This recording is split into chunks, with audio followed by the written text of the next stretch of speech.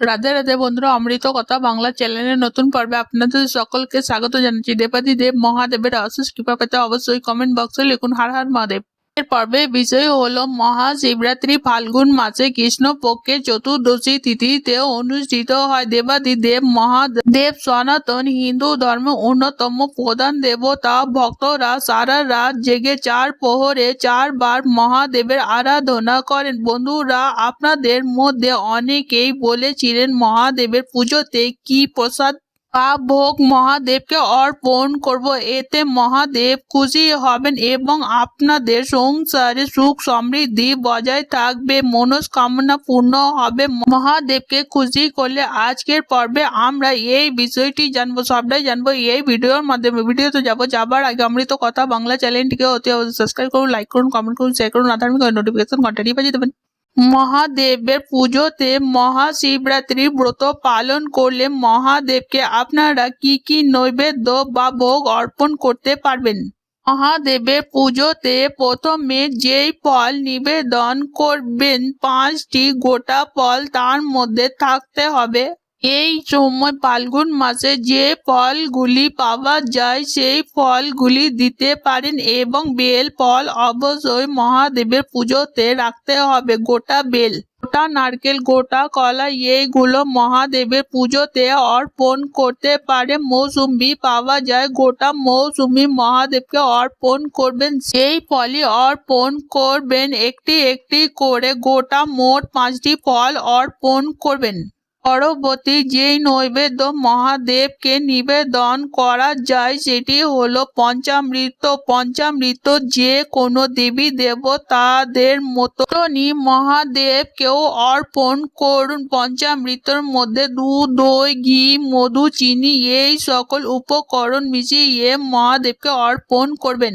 সকল কিছু পঞ্চামৃত দিতে পারেন, দুধ থেকে তৈরি মিষ্টি দুধও দিতে পারেন মহাদেবকে। আপনি মহাদেবের পুজোতে বিশেষ করে সাদা রঙের মিষ্টি অবশ্যই দেবেন। মিল্কি কেক, সাদা রঙের যে কোনো সন্দেশ মহাদেবকে দিতে পারেন। রসগোল্লা, সাদা রঙের রসগোল্লা, যে কোনো ধরনের সাদা মিষ্টি মহাদেবকে দিতে পারেন। এছাড়া বাতাসা, লকুন্দানা এটিও কিন্তু শিব পুজোতে দেওয়া যায়। সাদা বাতাসা এবং সাদা লকুন্দানা মহাদেবের পুজোতে আরো একটি গুরুত্বপূর্ণ ভোগ বলতে পারেন বা প্রসাদও বলতে পারেন, সেটি হলো ভাং। ভাংও কিন্তু ব্যাপকভাবে প্রচলিত মহাদেবের পুজোতে ভোগ হিসাবে নিবেদন করার জন্য। ভাং ভক্তরা গ্রহণ করে প্রসাদ হিসাবে। এছাড়া মহাদেবের পুজোতে যে সকল উপকরণ আপনি দিতে পারেন, লস্যি দিতে পারেন, মহাদেবকে মাখানা মিচিরি নিবেদন করতে পারেন, ক্ষীর নিবেদন করতে পারেন, দুধের তৈরি ক্ষীর নিবেদন করতে পারেন এবং পদ্ম বীজের যে মাখানার ক্ষীরও আপনি মহাদেবকে অর্পণ করতে পারেন। সাবুদানার ক্ষীরও মহাদেবকে নিবেদন করতে পারেন। মালপোয়া মহাদেবের অত্যন্ত পছন্দের একটি মিষ্টি।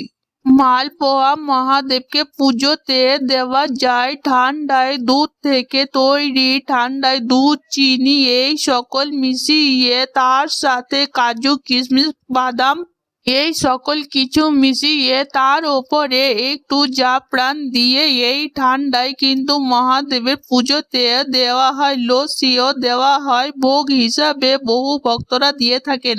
মহাদেবকে আপনি হালুয়া নিবেদন করতে পারেন। হালুয়া ভগবান শিবের নিবেদন করা একটি অন্যতম গুরুত্বপূর্ণ ভোগ। এক্ষেত্রে আপনি তার সাথে শুকনো ড্রাই ফ্রুট মিশাতে পারেন এবং একটু জাফরান আপনি ছিটিয়ে দিতে পারেন।